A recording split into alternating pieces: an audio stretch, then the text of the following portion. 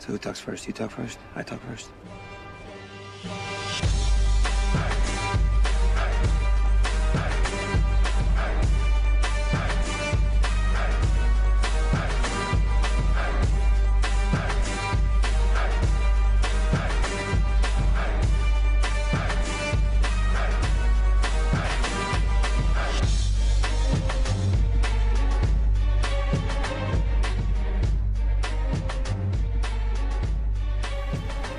Ladies, gentlemen, Mon Calamari of a delicious age, welcome to Hell of a Pilot, Episode 4.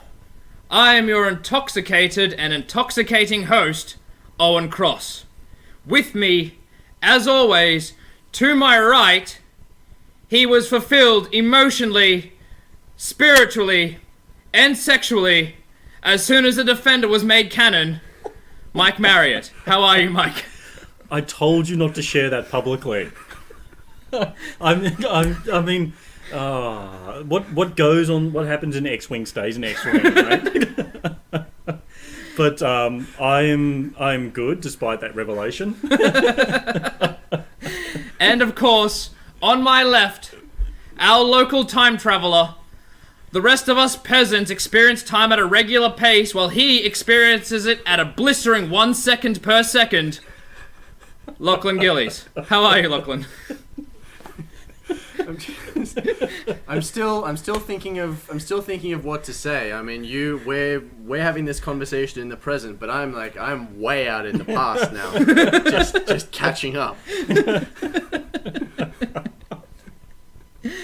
So, it's been a good couple of weeks for X-Wing. Mike, what have you been up to? Oh man, I've had an absolute ball with X-Wing the last couple of weeks. We've had some great Aturi sessions, and we'll talk about that later. We had a cracker of a mission the other day, and all I can say is bombs are the shizzle. Oh yeah, they get you experience points real quick. Oh yeah, that. And look, I've had some good games. I've been practicing my Dengar Bosk list. And I tell you what, I'm starting to really like it. I'm getting some good, better results with it, and I'm learning to fly the YV. And I think you put it really well. It flies like a brick, but it's a brick that needs some finesse. So I've been having a lot of some fun. Spin on it. Yeah, exactly. Yeah, it's. Now you're talking about rocks, throwing rocks into a river. Yeah, that's right. That's right. Bosk is just going to sort of do 3 skips across the surface there. So that, and also been getting in some great practice matches. I'm going to have to shout out to Michael Stefan. We've been working together to practice for the upcoming ACT regionals.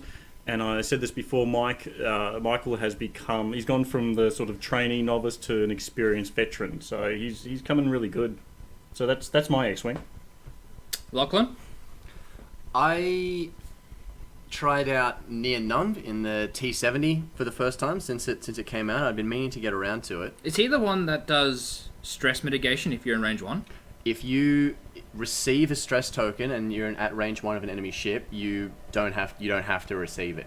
That's so awesome. It's specifically worded. It doesn't just mean you can get into range 1 and take away a stress token you already have. That'd be too much. But just the fact that you can talon roll in behind somebody and not suffer for it. I put PTL and vectored thrusters on him, which you normally wouldn't see vectored thrusters on an X-Wing, but he can get up nice and close and not to PTL without the stress penalty and being able to take a focus for defense, maybe a target lock to shoot. He stomps face.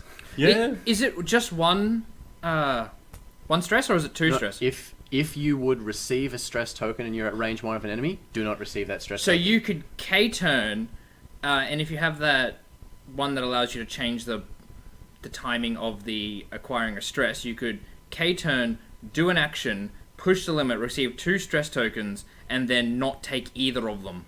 With that sounds right to me. I mean, prove me wrong, listeners, but it sounds right to me because it's about how you receive a stress token. So someone couldn't stress hog you if you were at range 1 of them, something like that. I mean, the other day I T-rolled behind one of Mike's X-Wings and pushed the limit and it hurt. But he was happy as Larry though. Yeah. Actually, we should mention that for laughs. We played a triple, actually 6 X-Wings on the table. Yeah, we played Nice. we played a 3-on-3 all X-Wing off. Yeah. Yeah, and that was That way, when people show up and say, "What are you playing?" you can say X-Wing. X-Wing. Yes. And that was- Otherwise, it's, "What are we playing? X-Wing. Why are there no X-Wings?" So what are you playing? Shush. Shush, that's why. What's this game called? Defender.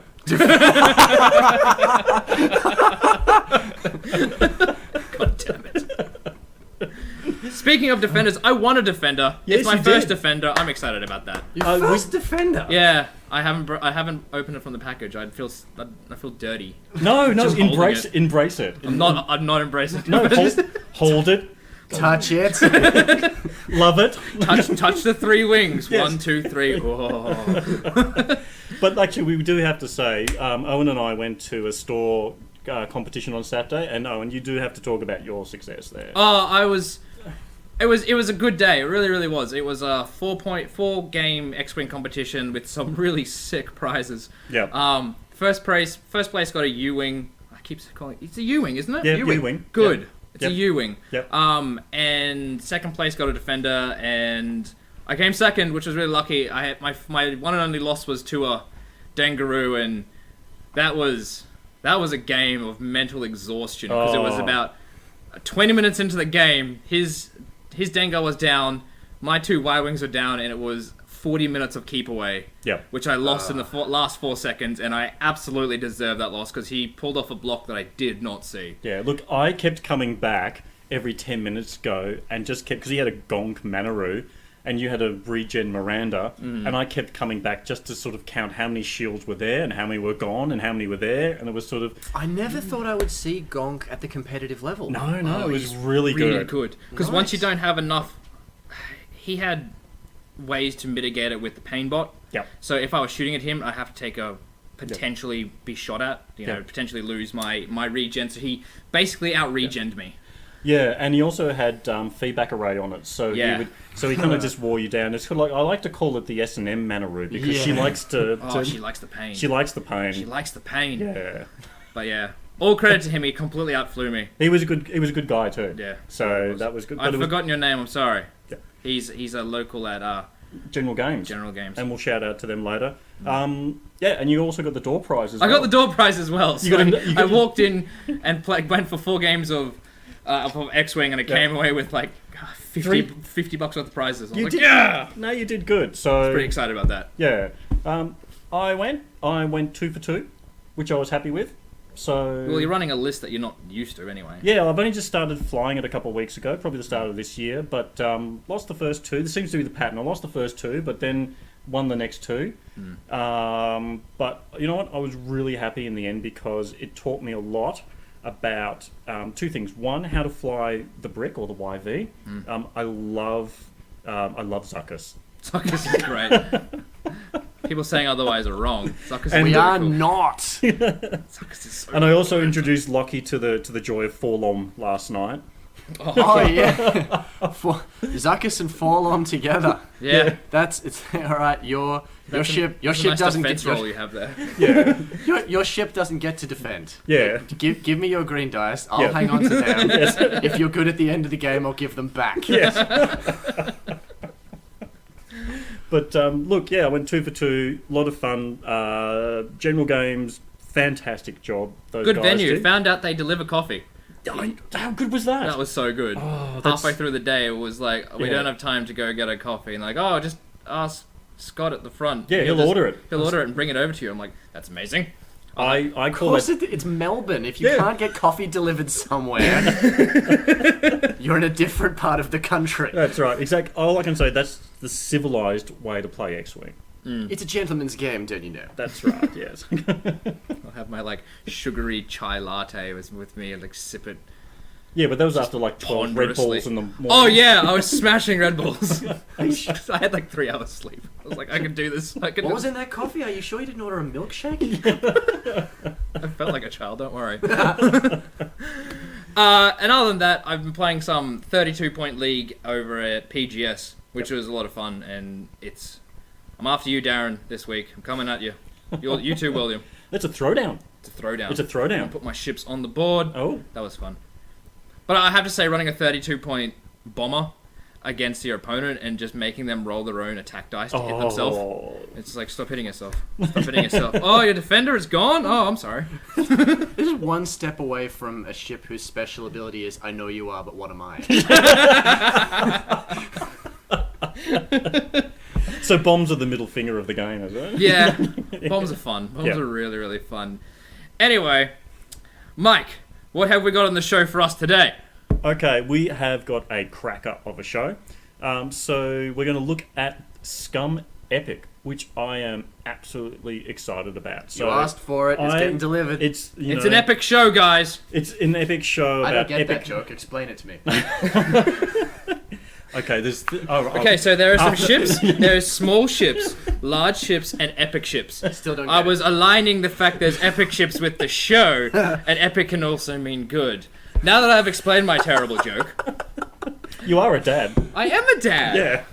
Please continue. Yeah. So we're talking epic. We're going to be talking about some of the recent regionals, WA and ACT. So there's some interesting stuff there to talk about, the results there. And then we're going to be going on to talk about One Hell of a Pilot. I'm going to be delving into Mr. Maarak Stele. We were all quite shocked. We asked Mike who he wanted to talk about, and he asked if he was allowed to talk about a TIE Defender. Who would have thought? Yeah, I know. I thought I'd just break the mold there. Mr. Stele, Yes. porn star of the galaxy. I know. And this. Wait, just quickly. Yeah. Does he have a mustache? No. Oh, I'm sad now. But he was born in the 90s, and like Lockie and I were saying, it's such a 90s name, Maarak Stele. Dash Render. Oh my god. Yeah. Oh, So 90s action heroes. Put them on the table. Yep, exactly. We've got some Outer Rim. We're going to be talking about our favourite critical hits. That's when we've had those amazing experiences when you get dealt that face-up damage card and all the joy that brings. Oh yeah. Everybody's got a favourite crit story. I have a great crit story. Yeah. So we'll be talking about our favourite crits. I will be doing a very, very brief book review. Don't worry, listeners, I'm not going to bore you. But I've put a review up on our website, hellofapilot.wordpress.com, for those interested. But I think it's interesting in the sense that it talks about Leia and a little bit of the background lore of the new Star Wars universe, about how the First Order and the Resistance were born. So I found that quite interesting. All right. Well, that's everything. It's on with the show.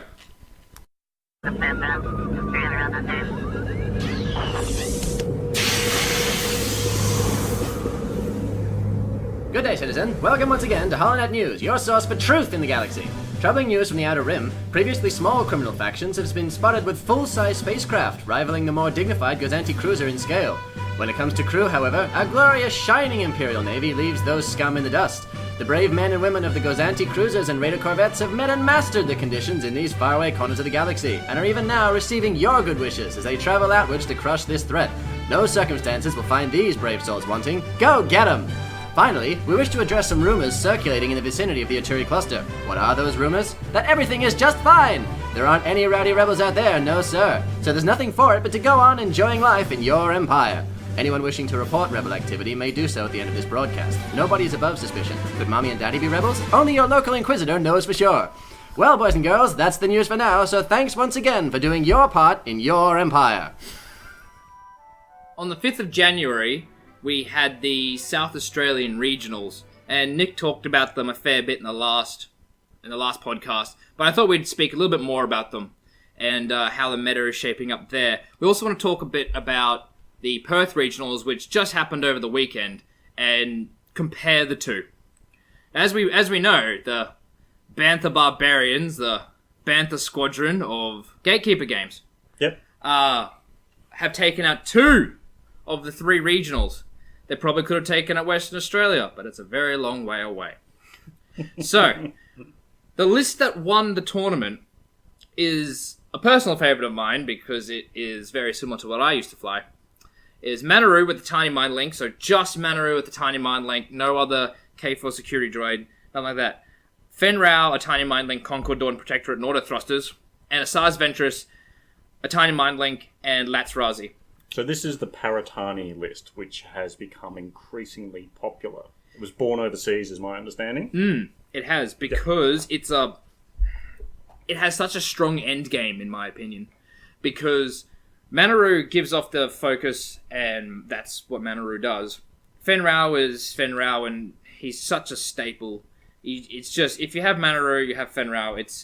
Fenrau is like an archetype now, and everyone was trying to find a third ship to fly with it. And I think that Asajj Ventress in the Lancer Craft Pursuit Vehicle is really, really good.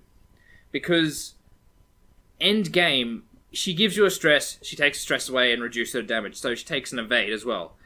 At the end, if it's a ship-on-ship battle, she could be reducing your damage by 2 per shot, and she's still firing at you with 3 dice. This is if we're firing at each other. I think her endgame is strong, and I think we're going to see more and more and more of this. Now, I say that, however, it didn't come up at all in the Perth Regionals. Look, I think it's indicative of the rise of Atani Mind Link. It's now a staple in the meta. I think we can say that it's a thing. It's a thing. Yeah, it absolutely is. Yeah. It's the Atani thing. It's the Atani Mind Link thing. Yeah. It came about, I don't even know what wave it came out in. It came out with the Jump Master. But it just, everyone looked at it and was like, I guess. But no one really put 2 and 2 together until very recently with the Worlds, with Manaru, Fenrau, and Old Terok. And when they found out the shenanigans there, it just started taking off. Manaru and Fenrau go together just so well that I've seen lists that are only those 2. Yeah. And you can, like, Fenrau, especially in the Fenaru lists, can virtually do whatever he wants. With all that focus. He's never lacking. You can do stuff that prevent you from taking actions. You can be obviously you have to be at range 1, so you can do really aggressive moves, accidentally bump, but not worry because you've still got your actions, and just they're so nasty, almost as scary as Dengaru. Look, I was going to say the first thing is nobody tell Dengar that Manaru's been out and about with Fenrau because the things could get ugly because, Manaru, anyway, moving on. You mean she can do better than a guy who dresses in toilet paper? She needs to have some respect for herself. And look, Fenrau is a very attractive man, so look, who can blame her? Have you seen Rebels? I would rebel with that. Yeah. I don't even know. That was terrible. You rebel? I rebel. Well. All right. I'm walking away from this one. Stop now. But the thing we were talking about, particularly in the top 8, is it's comprised of Scum and Imperial and no Rebel. So Barry, who came second, was flying a list I think is starting to get a lot more play, which is the Ketsu Asajj, the double Lancer. If I'm not wrong, Barry Early is Liam Early's father. And we know how good Liam Early is. He's like father, like son. Yeah. Ruling the galaxy together. Hopefully they don't cut parts of each other off. I mean, it's just a practice game, Dad! Third place, we've got some Whisper action with Captain Yor, which is, I think, Whisper's made a bit of a resurgence, especially since the Victorian regionals. We've got some Countess Ryad in there, and we've got some Manaru. But as we were saying, it's sort of like, it's Scum and it's Imperial. But I think, this is 2 regionals Scum have taken out, I think we're aware of. There was just one. So Imperial, so Imperial have taken 2 regionals. Scum have taken this one. Queensland's still yet to come. Queensland's coming. And yeah. ACT's in a couple of weeks. ACT's in a couple of weeks. Yep. We're sort of in the middle part of the regional season. So it's going to be interesting to see how it shapes out, but it looks like it may even look like Nationals last year. And by last year, I mean a couple of months ago. So does this point to any predictions we can make, or some calls about what we're going to see in Nationals, like Atani? Yeah, so there's always like a scissors paper rock game that everyone plays with each other. Like what beats the meta, and then what beats that meta, and then bring the thing that's going to beat that. But if you jump too far ahead, then you end up back with a tiny mind link. And some argue that, I don't know, some people say stress beats a tiny mind link, but I don't think it does. You don't think so? No, as long as Manaru isn't stressed, then even if Manaru is stressed, as long as not every single ship is stressed, and even if every single ship is stressed, Manaru can just clear a stress. Clear stress immediately. And take a focus, Yeah. I don't think stress is a particularly strong way to beat it. I think probably the best way to beat it is with control, with some ions and direct damage and just better positioning. But you don't win with stress. You make someone's life harder with stress, and it makes it easier for you to win with something else. But you don't win with stress, dude. Yeah, it's a good way to put it. You try and control the board a little bit stronger with stress, and you make their movement choices better, harder for them. But the problem is that as soon as Manaru clears a stress, she does a focus, then everyone's focused, and then she passes the focus. So as long as Manaru isn't double stressed, then there's still going to be multiple focus tokens on one person, and everyone else is going to have a focus token. You're bringing up Ali. Ali. Oh, yeah. Ali. Shout out to Ali. Yeah, Ali. He came 7th. Is it championship rank 7th? Yeah. Yep. Trandoshan, Slaver, Manaru, and Fenrao. But this time, no Retani Mind Link. This is a really interesting list that I flew probably about 4 months ago, and I think I heard about it through Ali, and he's just been flying the same thing. So, kudos to him. He's a connoisseur of the Slayer. Yeah, that's what I've heard about him. Yeah, he was my very, very first competition I played against Ali. He was flying a double YV list, and I brought a ghost, and he just pointed the 2 YVs at my ghost and just went bang, bang, bang. And I think that was over in 20 minutes. Fun. It was... No, it wasn't. But you know what? He did spend the next 40 minutes teaching me about rock placement because I was just a new pilot. And so I was eternally thankful to that. There you go. So, no, Good on you, Ali. He's a top Also, bloke. he took me out for HSP. Halal snack packs are delicious. Yes. Never had them before. They're really, really good.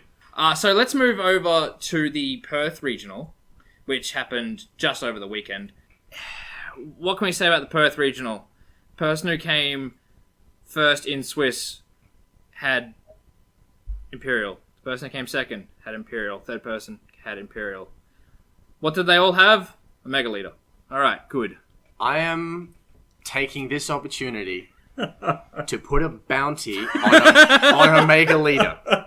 Whichever... Look, the words like murder get thrown around all too easily. Casually? I don't think that's what it is about, but if someone can find Omega Leader and kill him... Or her. Or her. Oh, yeah. Or her. No, Or you're her. right. I was Or it. accidentally... Or it. Or it, yeah. Yeah. So I was accidentally a bit offensive there. I apologise for that, but just like kill Omega Species Leader. of all kinds. That's So we assumed your gender. Yeah. A Megaliter. The non-existent part. Cool! So, Nate, the person who won... I can't say your last name, Nate. I'm really sorry. Well, at the risk of not offending you, we won't try. Yes. So he came a Megaliter, Colonel Vessery, and Countess Ryad, which 2 defenders and a Megaliter. That's just terrifying. It's scary, and it's so interesting. strong. It is, but we were talking about what EPTs he chose to put on the defenders. And I had think a it's massive argument just before the show started about expertise on Colonel Vessery, and Expertise, by the way, just sorry to please. jump in there. Expertise is a new one, a new EPT you might not have seen, comes in the U-Wing only at the moment. For 4 points, so it's pricey, but for 4 points, if you're not stressed, you change all your eye results to hits when you're attacking. So it does nothing on defense. But if you have this EPT, when it comes to shooting, you're always focused. See, I really like it. It's so strong, but it's also 4 points, and you could just use Duke for 2 points, and that just makes your hits hit harder. Yeah, but it makes them spend a focus. What about I'm a rebel. I don't have heaps of evade tokens just to be juking with. That's true. Yeah, but and also if you're a Fenaroo, if you're a Fenrao with a Manaroo, you're traveling with a happy trail of focus tokens. I see the argument with that, but at the same time, like, why not just Duke? Duke! Stop saying Duke! You aren't happy unless there's a good Duke. Which I am happy with because second, wasn't it? No, the person who came first in Swith, Andrew Simmons, and I can say your name, has practically the same thing, except with Duke on Colonel Vessery, and I'm excited about that. And Palpatine. Is it Simmons or Simons? Oh, Oh. don't you start. God damn it. I'm starting. I have started. See, the problem is I can't say Vladimir's last name, the gentleman who came second, so we kind of call him Vladimir the Impaler. Sorry, Vlad. Yeah, Vladimir the Impaler had, I wonder what list this is. Whisper, Omega Leader, and Omicron Group Pilot. Wait, is Where there- did we see that before? I don't know. Hello, Minoc. Wait, is there a Palpatine on that shuttle? I do believe there Are there is shuttles that don't have Palpatine? I think the question is, are there any Palpatines that don't come with a shuttle? But just to take one quick step back before we get too far away, the other thing that's good about expertise is you're exactly right. You know, the soft criticism of it is that it's aggressive only. Yeah. But if you have expertise and choose to focus, you're guaranteed to have a focus on the defense because it's not quite PTL, but it's almost PTL because it's kind of 2 actions with no stress. Yeah. The problem is That's a good point. once you're stressed with expertise, and we are seeing a stress meta come back slowly, very slowly, but it's coming back. Yeah, once that happens, then it shuts down expertise. Guess who's back? Back again. Stress is back, my friend. What? To end the conversation, he won regionals, I didn't, so he's probably right. Look, I think it's a more aggressive build. Oh, that's a good point. Yeah, I think it's all about the attack. It's all about just pushing out as much damage. You might be a little bit more fragile, but I think you're counting on having sort of a greater conversion rate of hits using expertise. We saw some interesting Ray builds at the competition. Oh, Yeah. Ray, expertise, Finn, and Kanan, it's Yeah. really good. Yeah, hits like a truck. Oh, doesn't it? Yeah. So, look, It's so hard. I'm looking forward to see what more people do with expertise. I think there's some interesting stuff there. I really like this Millennium Falcon with expertise. I really do. Expertise has been harshly judged. It might be a sleeper hit like Atani. People saw it, and I know I have to admit this myself. To be honest, when I saw it, I went 4 points. That was the first thing I thought of because people, expose and opportunist, I think left kind of a sour taste in people's mouth. I think expertise got used a little bit until someone did the maths on it and went just don't.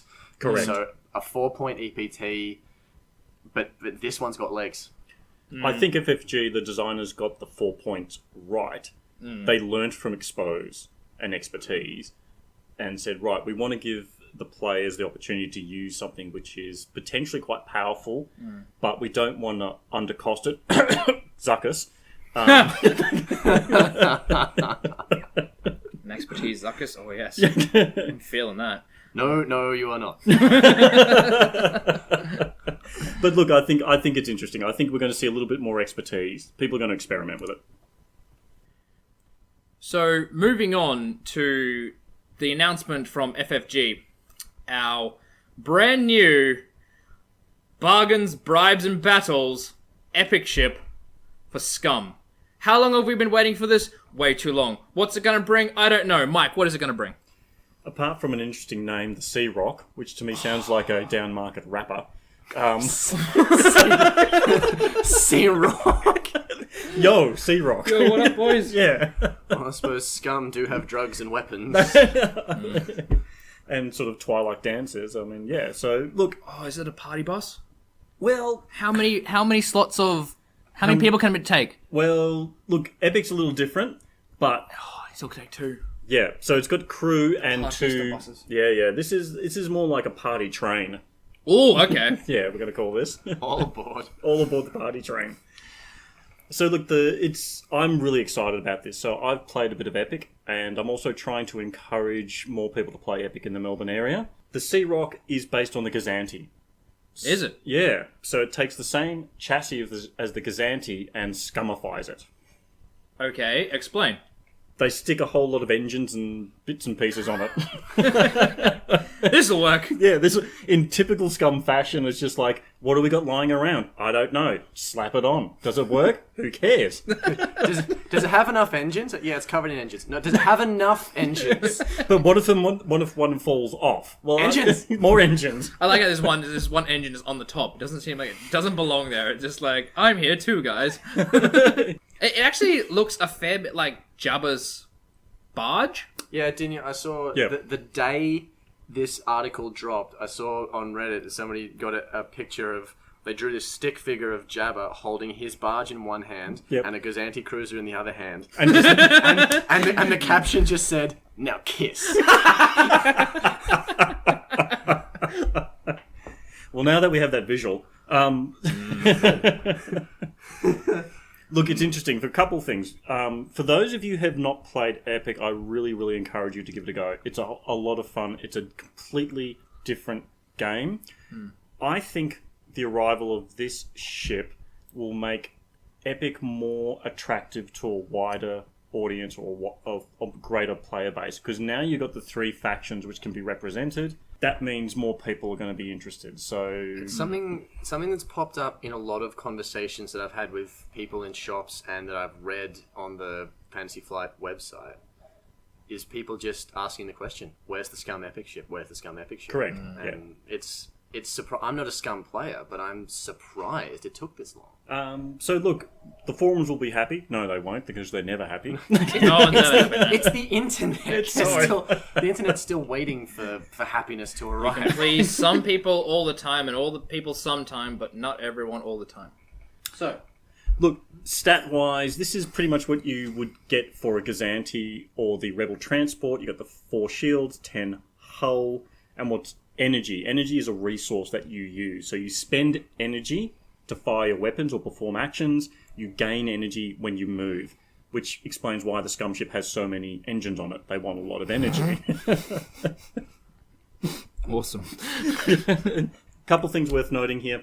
It's got a target lock. It's got the coordinate action, which for those of you who aren't familiar, is that action is an action that allows you to give another ship an action.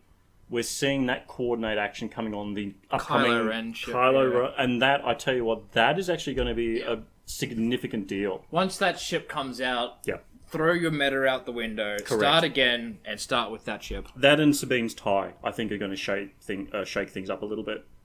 I even want to say the quad jump. I'm really looking forward to this new wave. We're going a little bit off a tangent here, but I'm really looking forward to this new wave. There's going to be quad jumpers, and they're going to look terrible, and they're going to just wreck your day. Look, I've come to appreciate the fugliness of the Scum ships. That's a really good way to put it. You just imagine them flying along instead of going, meow, and they kind of go... I just imagine Imperial pilots passing Scum pilots in the side lane as their ships have broken down and That'll serve those Scum. Yeah, and then these guys come back and just blow them out of the sky.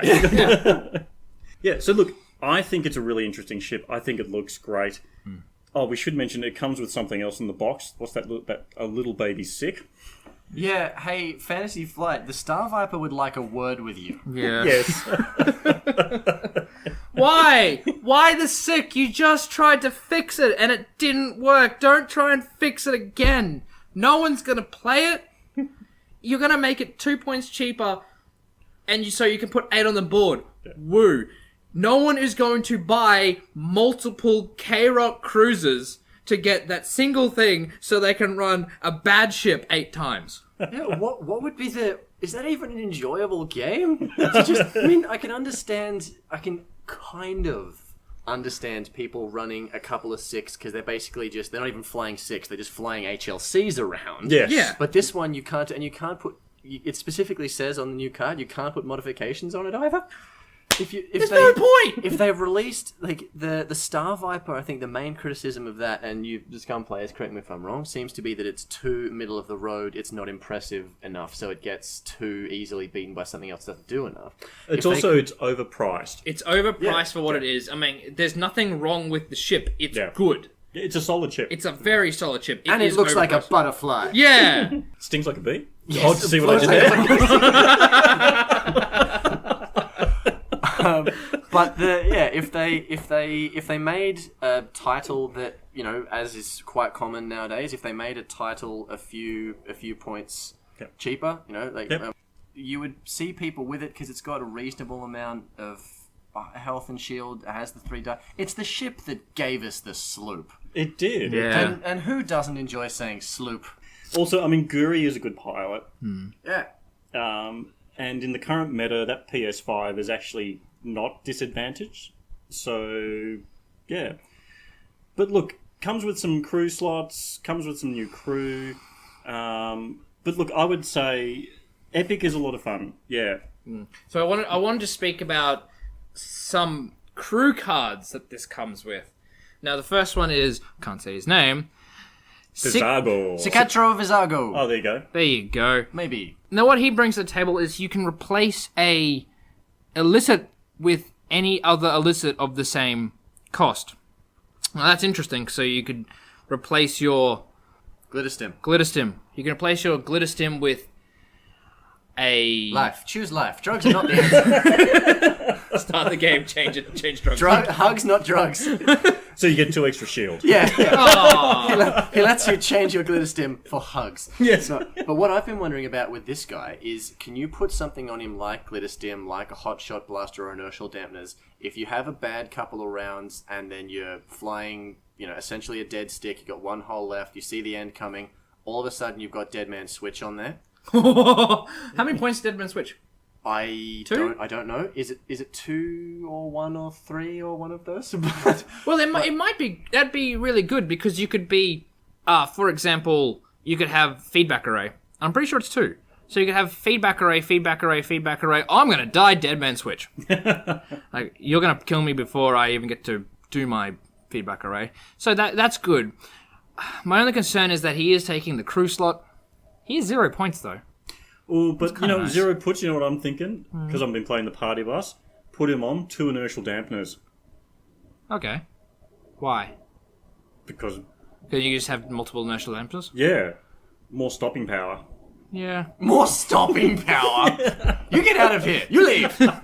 No, because you're just going to roll up. I'm going to stop here. Oh, okay. So you're going to fly a little bit. No, I'm going to stop again. That was so good. The other one it brings is Asmoragon, who is a 2-point crew slot, which says that you can replace your crew with... So yeah, you can change your crew or team with another crew or team. But this is an only epic ship build, which would be fun. I like it. I like this one probably more. It seems there's a theme definitely with these 2 crew members, is that your opponent's not going to know exactly what's going to happen because it might change at any second. Yeah, it's shenanigans at an epic level. No, I actually kind of like that Osmorigan one. Sicaro... Oh my god, I'm butchering these names. Vizago. Vizago. Just say Vizago. Vizago. Yeah, let's just say Vizago. Or Viz. Vizago will probably see some play with that ability to change some illicit slots, but we'll see.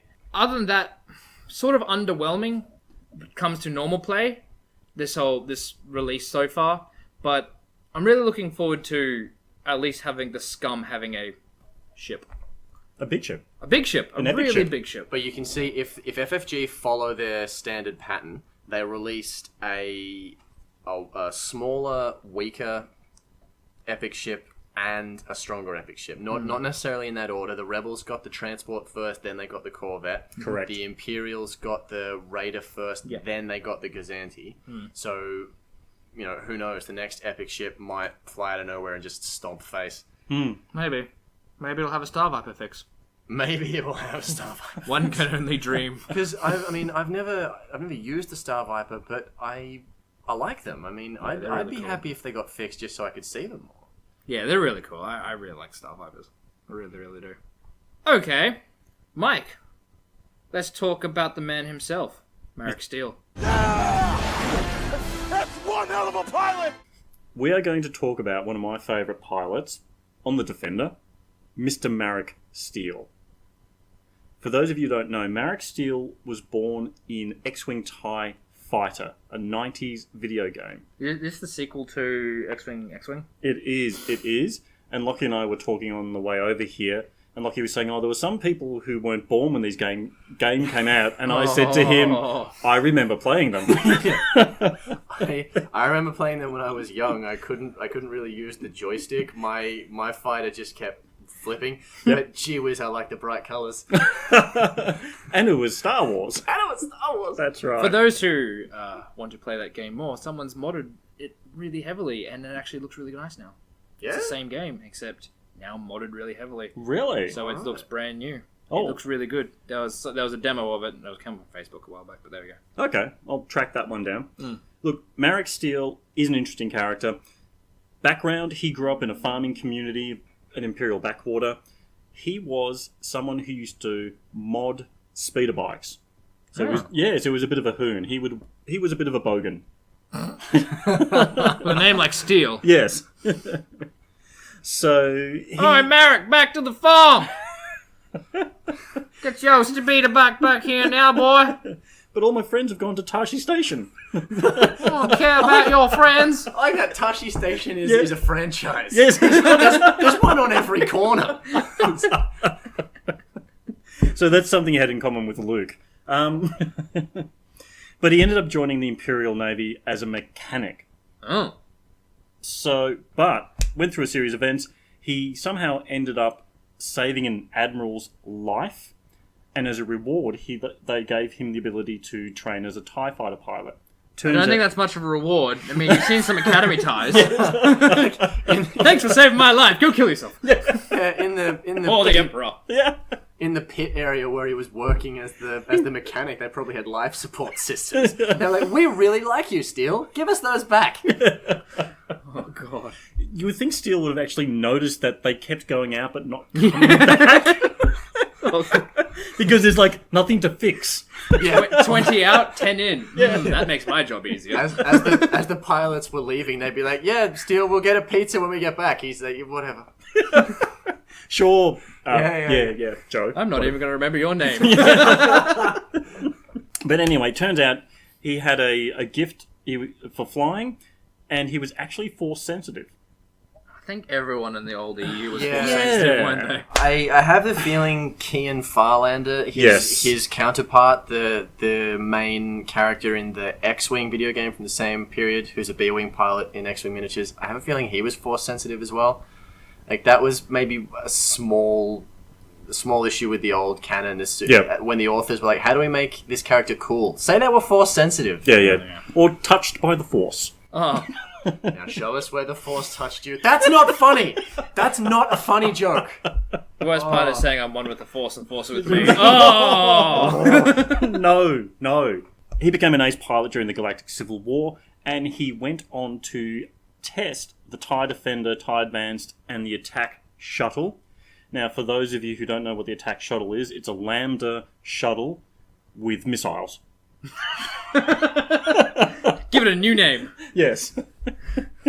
And that's the thing which I think everybody's crying out for. Give me my Attack Shuttle. And my response is, why? Just to continue with the theme of, the backwater C-ROC with the extra engines and Steel coming from the farm.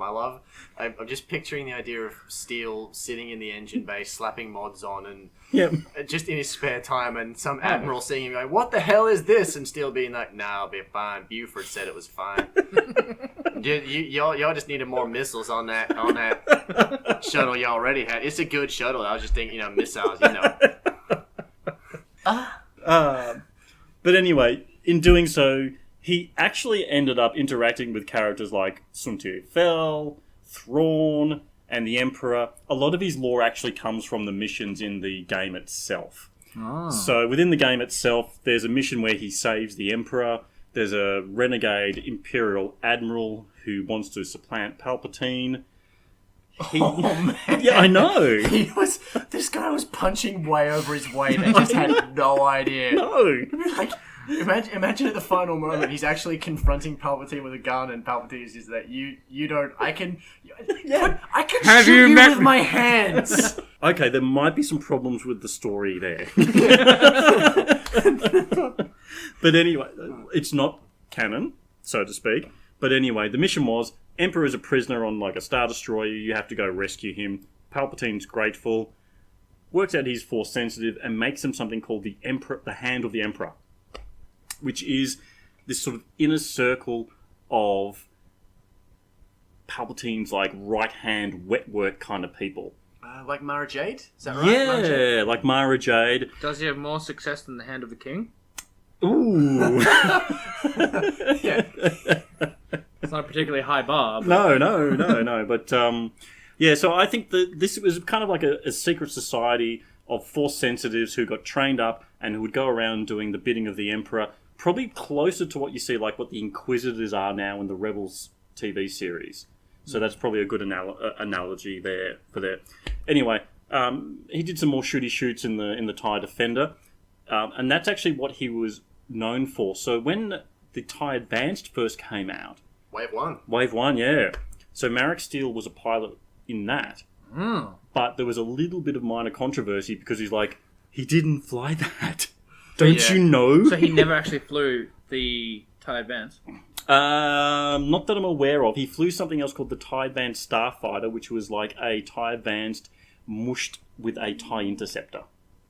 It's like a Yeah, TIE Advanced V1. Yeah, like that. Inquisitors. Yeah, a little bit like that. So anyway, Huh. but what he was really known for, and what people loved, was the TIE Defender. So this is the game that sort of gave us the TIE Defender, and you'll be interested to know that in later games in the X-Wings franchise, the developers said the TIE Defender was too OP. And Really? so they took it out as a flyable ship. Really? Yes. Fantasy Flight? Who have you been speaking to? Somehow, if you're sitting in your chair at home, if you manage to fly your Defender into another ship and crash into it, you somehow got an evade token. Yes.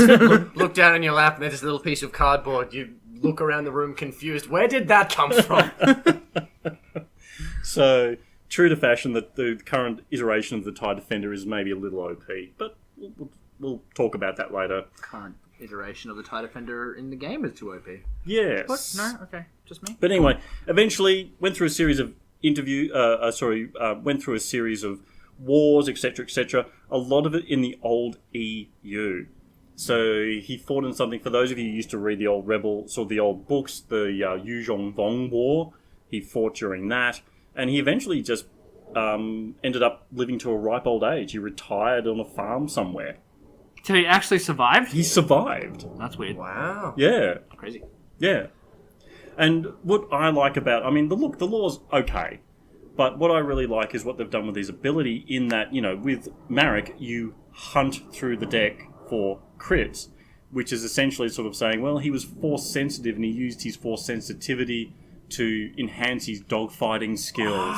I didn't even think of that. I always pictured it that he was just such a skilled pilot that he would know exactly where to shoot you to make it hurt. Yeah. He would kneecap you. Yeah. In your X-wing. So his force ability manifested in his flying ability, hence his ability within the game to hunt for crits. That makes much more sense. Yeah, and that's what I like often about the flavour of the pilots, how it matches up with the lore in that respect.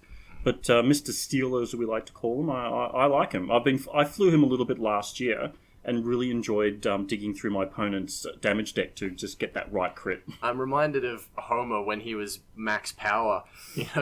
You don't take a crit from Maarak Stele. You strap yourself in and feel the cheese. Just max power and Maarak Stele. Like, imagine Mr. Burns as the Emperor bumping into his office saying, "Hi, Maarak, Mr. Stele." Do we have Simpsons fans out there? Anybody? Yeah. Any more? We'll All right. But I think I do like that they sort of kept the consistency though. Like, that was his special ability when he was the TIE Advanced. Yes. If you gave a crit, you chose it, and they kept it. Yep. If you get the crit, you chose it with a Defender. Because I remember reading the user comments on the X-Wing Miniatures wiki when the Imperial Corvette dropped and the fix for the TIE Advanced came out, the Advanced Targeting Computer. The fact that if you have a target lock on the opponent and you shoot that opponent and you do not spend the target lock, you simply add a crit to your result. You don't have to roll for it. And an anonymous user, someone who didn't even supply their name, just said, Does anybody hear that? Shh. It's Maarak Stele. Laughing.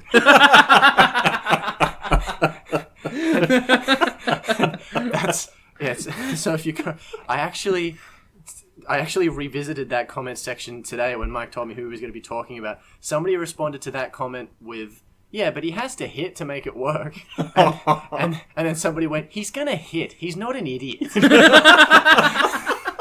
After that nonsense, I think we need to continue on. Nonsense.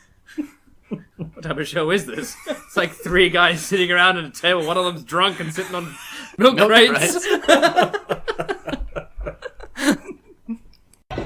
Hey, you're not permitted in there. It's restricted.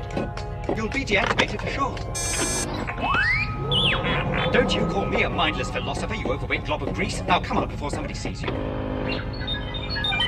For the Outer Rim off-topic section, I just wanted to have a general chat with you guys, my friends, and also for a relatable topic that you guys out there, you'll all know. Everyone has their favorite crit story.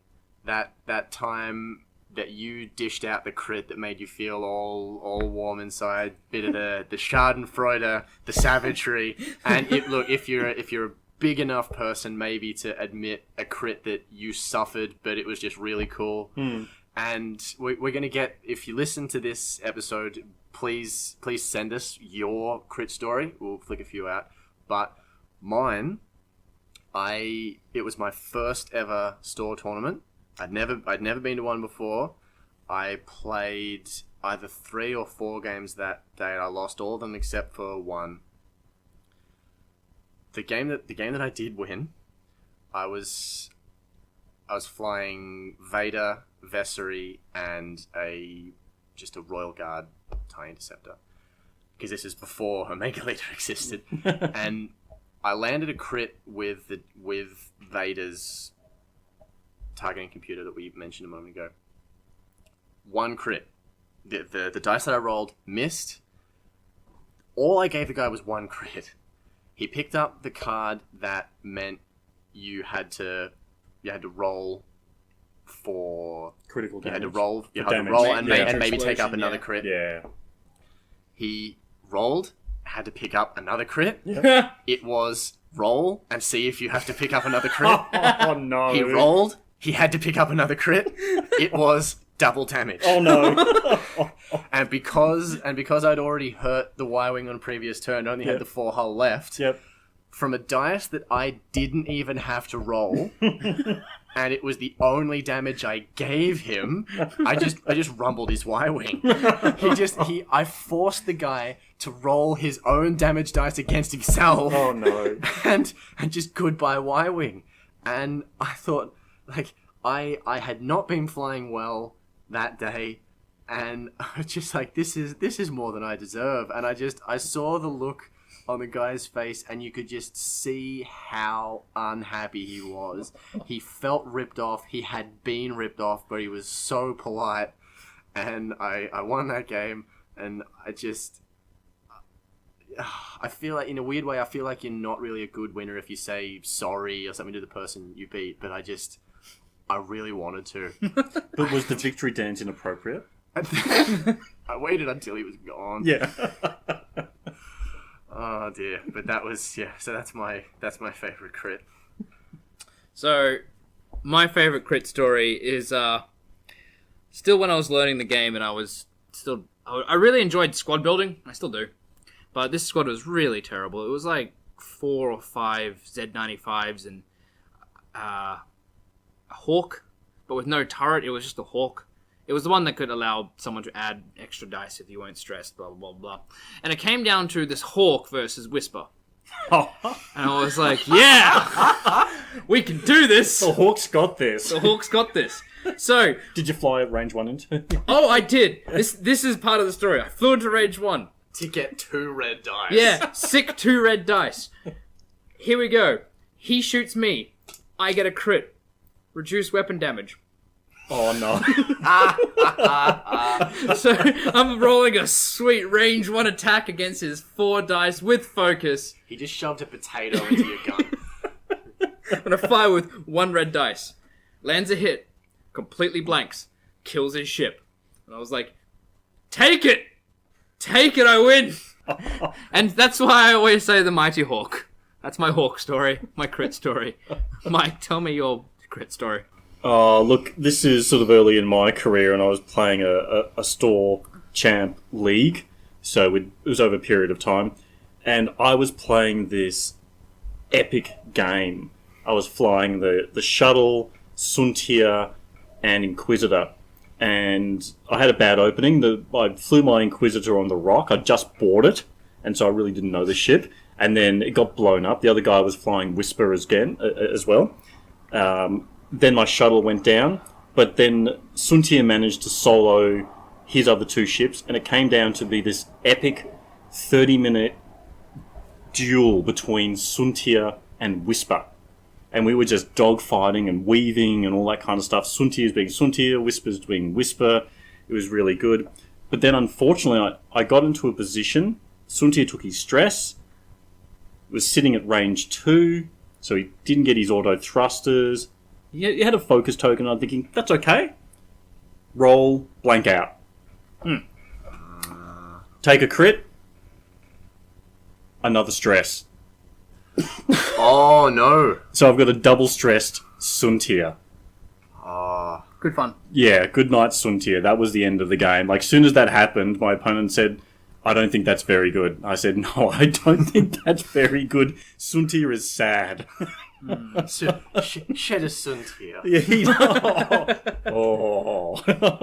Alright, hang on. I feel like I'm the only one who told a story about a crit that I gave out that you guys were a bit nicer about it. I've gloated a bit, so hang on. I'm going to grab this conversation again. Yep. I played against Mike the other day. Oh, yeah. He ran Maarak Stele in the Defender against me. I think that might have been when we first talked about today's lore section. So Maarak Stele, appropriate. You landed 2 crits on me, and you just in this kind of, because Mike's such a nice guy, in this like really sheepish voice, he was like, "I need the top 6 cards of your deck," and I was just like, "I know." I just gave him 6 cards, and I think he tried to pick like the mid level, not the worst. But not the best crits to give me, like medium crits, but still like 2 chosen crits. So just like the damage deck is not supposed to be violated that way. It was. In fact, no, I'm kidding a bit. Like I didn't even care. I was just amazing. The choice that Maarak Stele can give you. Yep. The way you can pick apart your opponent's ship, that. To suit your playstyle. In fact, that was the same afternoon, like half an hour before that. Yep. Mike was playing with Scum and used the Boba Fett crew on me, which I'd never seen anybody Boba Fett before either. And you took my advanced targeting computer off Vader. So at this point, I was just like, Michael, stop critting me. Oh, but I was also flying Backdraft as well. So she was giving out crits. It was critacular. It was critacular. That was the itty bitty critty city. Yeah. That day. I have a great crit story with Finn Rao. Tell me the great crit story. With facing Maarak Stele. Maarak Stele shot at Finn Rao, range 2. And Finn Rao took 2 crits. I was like, great. That's a dead Finn Rao. What did he pick up 2? He picked up 3 cards for the first one. I was like, oh, here comes double damage. So he looked at the card and it was like something nonsensey, double damage. And I was like, great, thanks, double damage. All right. Yep. So I got 2 damage. Picked in the next 3 cards, not a double damage at the side. I was like, yes, survives on 1 hull. Followed up with just running away. But you know, Fenrau with 1 hull is still dangerous. Yeah, not when he had reduced attack value, because that was a second crit. Yeah. But it's so easy to forget with how much of a threat Fenrau is. He doesn't have shields. He doesn't have shields. He's doing it entirely on adrenaline. Yeah. Like he's not even evading. He's just like, come at me. Like someone running through a crowded place with no pants. That's 5 dice right there. That's 5 dice right there. Don't do that at home, kids. or anywhere. Actually, or anywhere. Do that at home. Do it at home. Nowhere else. No pants at home. Pants everywhere else. That's a tip. But let's not talk about tips. I'm talking about no pants. How bad do we have to be before we lose our general listening rating on iTunes? But I think I'll probably end up with my crit stuff. So with testing my Dengar Bosk build, I was running it with Boba Fett. Even though that seems counterintuitive on Bosk because he likes to convert the crit to a double hit. What I did find, it was probably because it was just making me giggle, was, I'd fire the homing missile, do the re-rolls with the K4 security droid and a focus, and generally I'd be getting 2 or 3 crits. So not only would I convert the one of the crits to double damage, I'd then just sort of say, I'll take your Palpatine, or, I'm sorry, does Nora have pushed the limit? Not anymore. Boba Fett's a great card. It is. I think it's underused. It is underused, but it's so great. Really?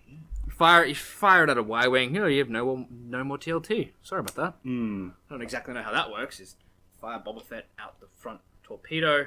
He's out there with a spanner. It's like, no more. No, he's just using his jetpack. Ah, right.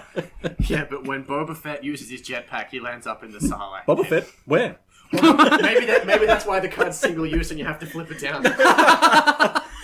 You know what they should have on the reverse of the card? A Sarlacc. So he just a picture of a Sarlacc burping. Yeah.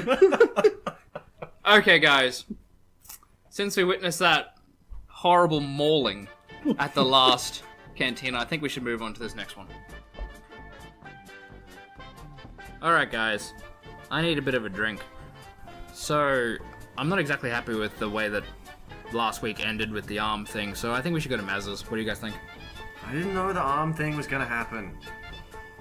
You should have. I told you, Mos Eisley, scum and villainy. Yeah, they do a really good lemon, lime, and bitters in there. Yeah, true. So, welcome to the cantina. Maz's cantina. Now, last week we mentioned that we wanted to talk about Princess Leia and how amazing she is. However, we also ended up speaking about Princess Leia to each other for about 2 hours.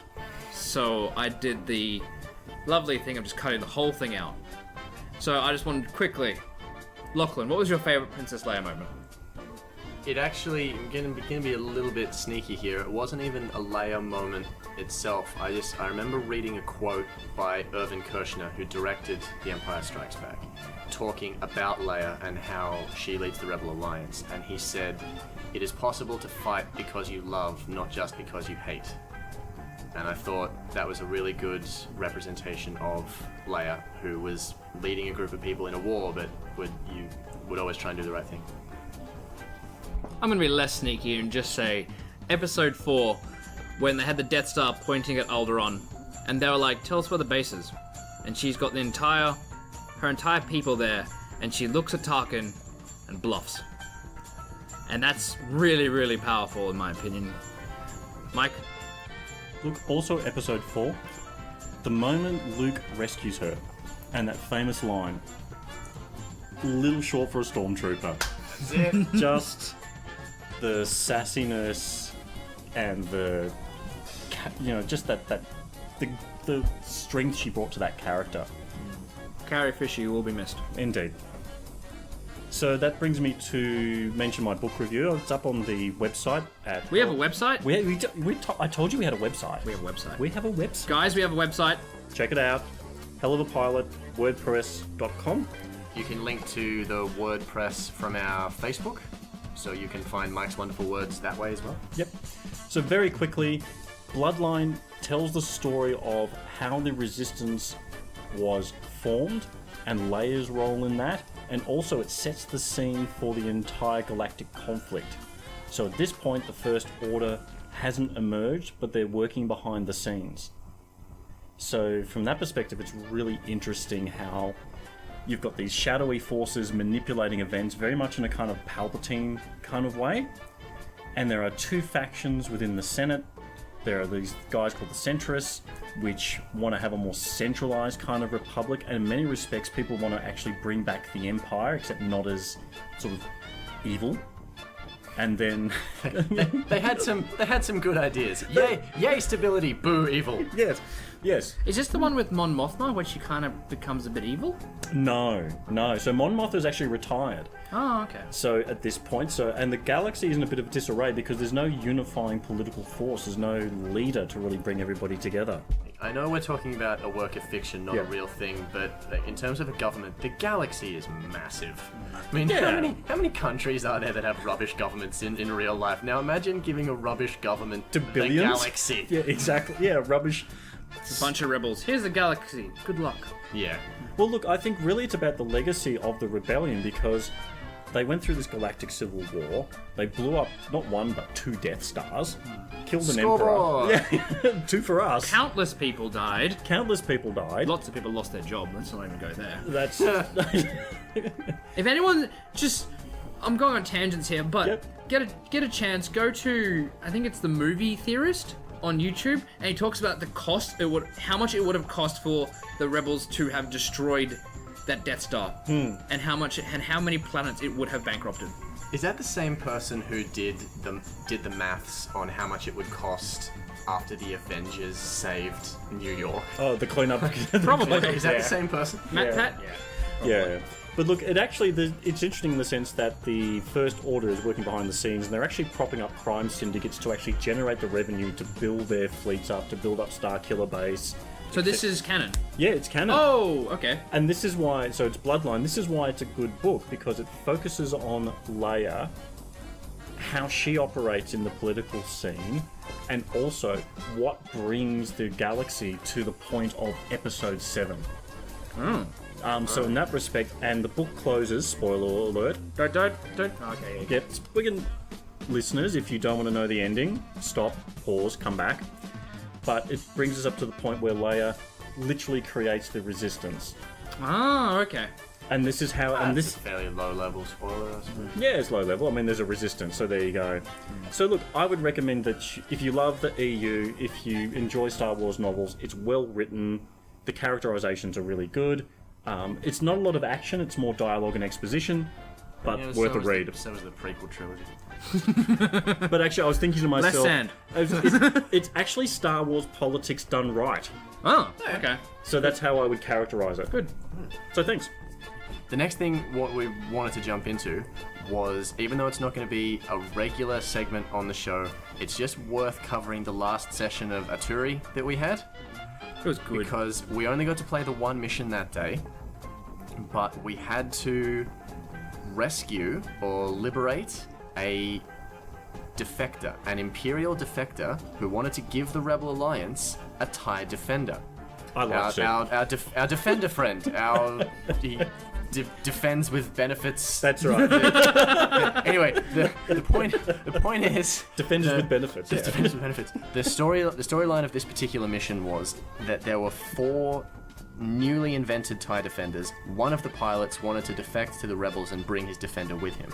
So we had to give each of the defenders a number, put those numbers in a bag, get to range 1 of any of the TIE defenders, do an action that was unique to that mission called scan, which basically meant draw the number out of the bag, and if it was our friend, our squad gained a TIE defender for that mission only, and if we were successful, we were rewarded with the ability to put cannons and missiles on rebel ships that normally couldn't do it. A missile on an X-Wing, a cannon on an A-Wing. We were very excited.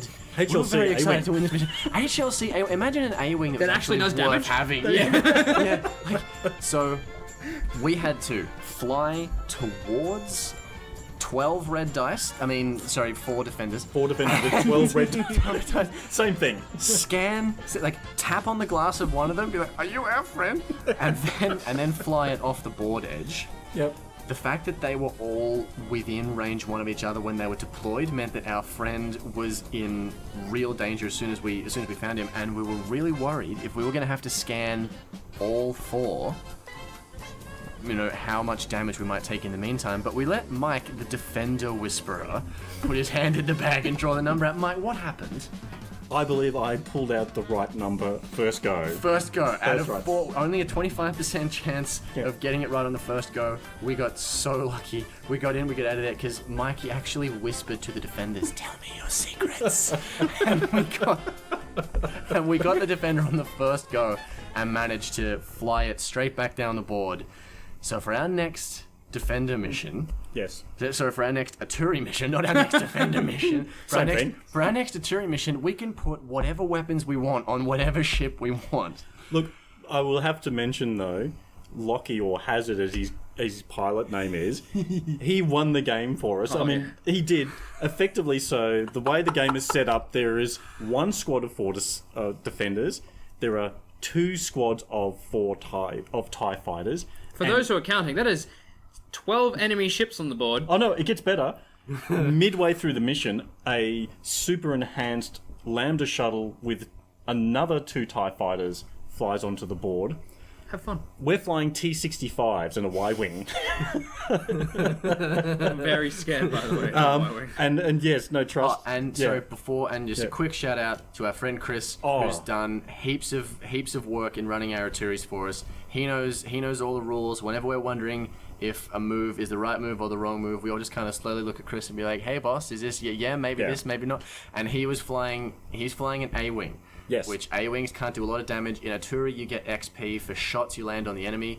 A-wing fighters sacrifice some of that ability to get XP, but he ripped out towards the defenders with the speed 5 of the A-wing, put himself at great risk as a flanker. So thanks for both those things, Chris. Yes, but there was this moment where 2 squads of TIE fighters were bearing down on Lachlan, who was just kind of out there in the middle of the board by himself. That was a strategic out there. It was a strategic out there. A very strategic out and well planned out there. And basically, the way that the AI works is that the ships turn towards the closest ship.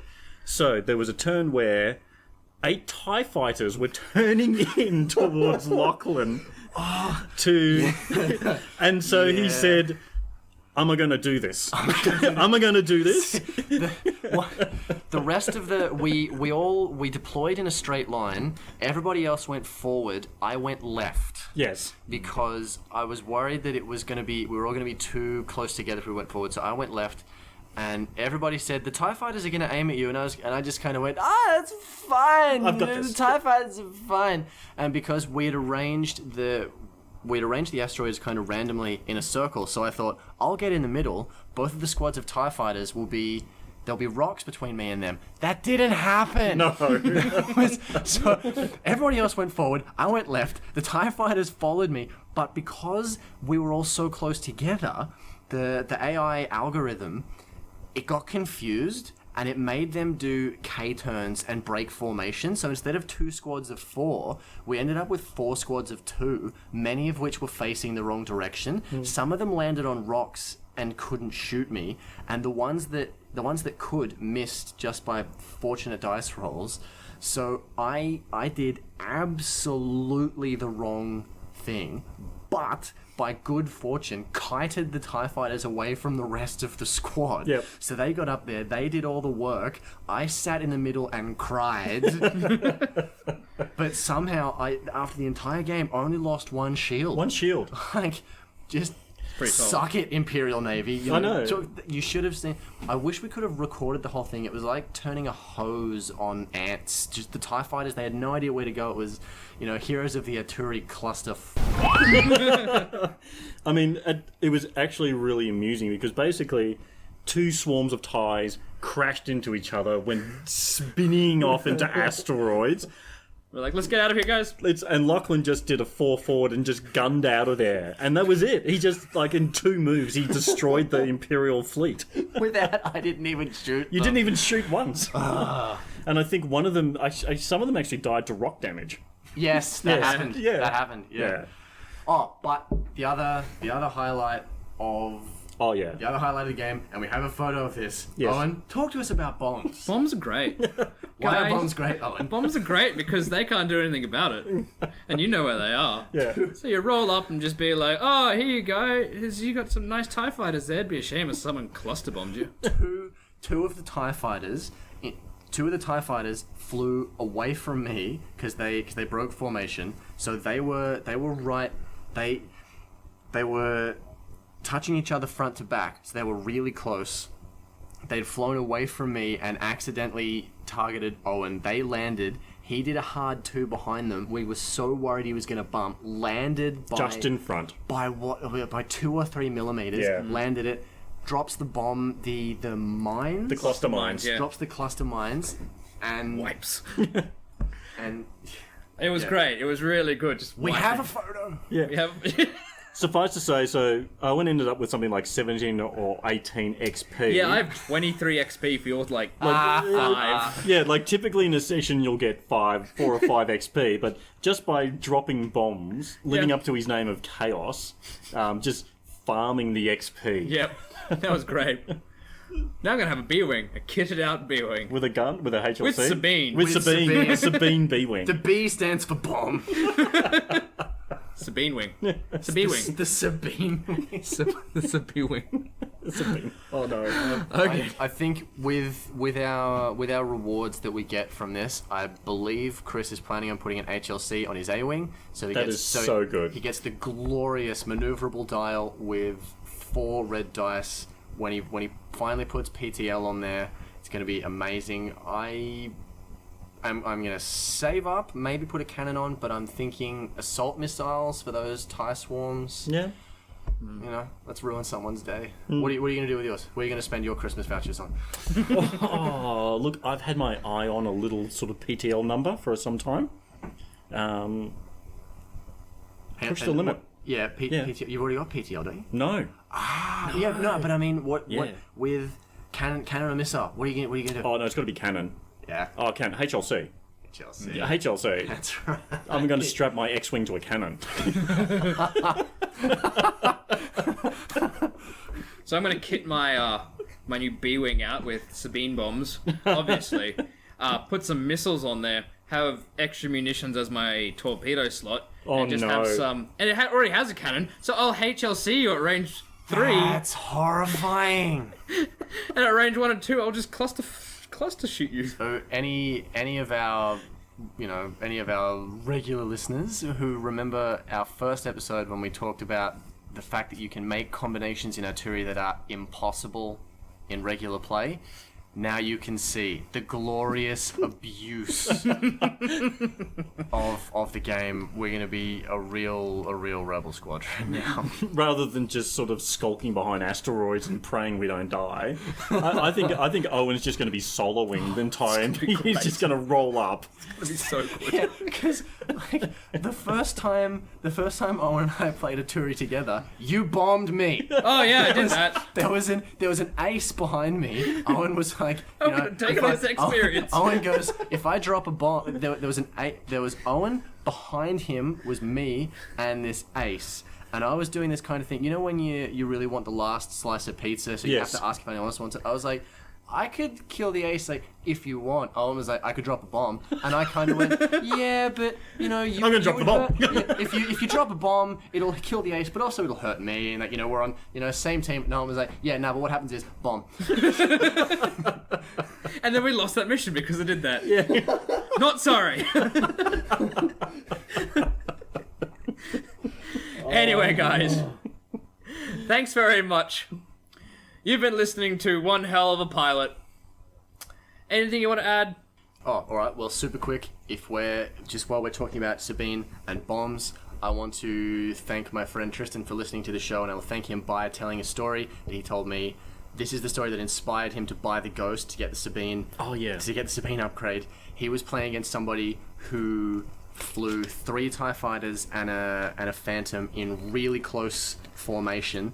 I guess the theory was to get lots of guns on, but he dropped the proton missile, Proton bomb. proton bomb, Yes. bomb, Face up, which yeah. gives a face up damage card, and it hit all 4 of his enemies. It was the double damage. TIE fighters have only 3 hull, and the Phantom was slightly damaged. If Sabine, which you may not know, the Sabine crew member makes a bomb that goes off, do 1 extra damage, he would... Only once per turn. Only once per turn, but it was only 1 turn. He would have tabled an entire squadron in 1 move. It's That's dirty. It's unfortunately it's a story of a thing that could have been and wasn't. But who can say that? Who can say they I nearly know. killed a squad in 1 turn? My shout out is to you listeners, as corny as that is. Our last episode got 69 downloads on the first day, and I was pretty excited. 69, like, oh yeah, don't. It's fine. Stay right there, baby. But in all up, we're over 550. Thank you all. Yeah, it's Yeah. amazing. All right, guys. Thanks very much. I've been Owen Cross. I'm Mike Marriott. I'm Lachlan Gillies. I'm Hazard. Hazard. Hazard. Yeah. You've been listening to One Hell of a Pilot. Thank you and good night.